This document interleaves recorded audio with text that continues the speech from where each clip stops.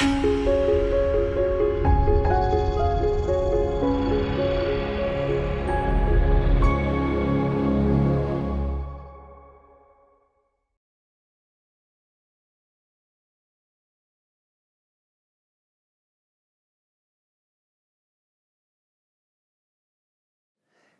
I've taught theology for many years, and too often I've had students in class who think theology isn't practical, theology isn't exciting, we don't really need it. We need to, if they're going to be ministers, we need something else.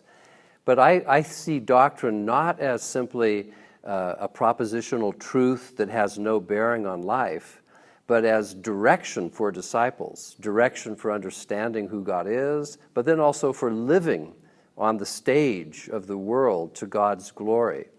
So the Drama of Doctrine is an academic book on the nature of doctrine. What is doctrine? Why is it important?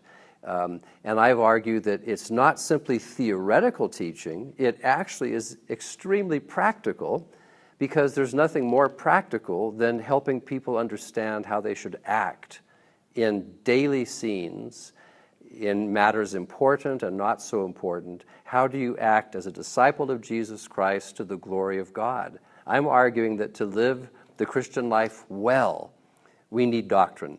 We need instruction, theatrical direction that helps us understand what God has done and then how we best fit into it. So with regard to hermeneutics, I think the main connection there is that I see interpretation as not something that's simply theoretical. We don't interpret simply when we say what it means. Our lives are interpretive as well. And here I was reminded of the theater, but also of music. In music, a musician interprets a score of music, what's written down, and we call that interpretation a performance. And in the theater, an actor interprets a script, and we call that interpretation a performance.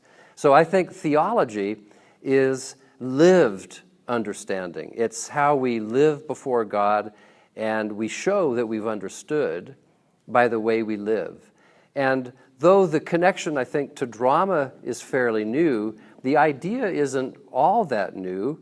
I like to quote William Ames, a Puritan theologian, who defines theology as the science of living to God.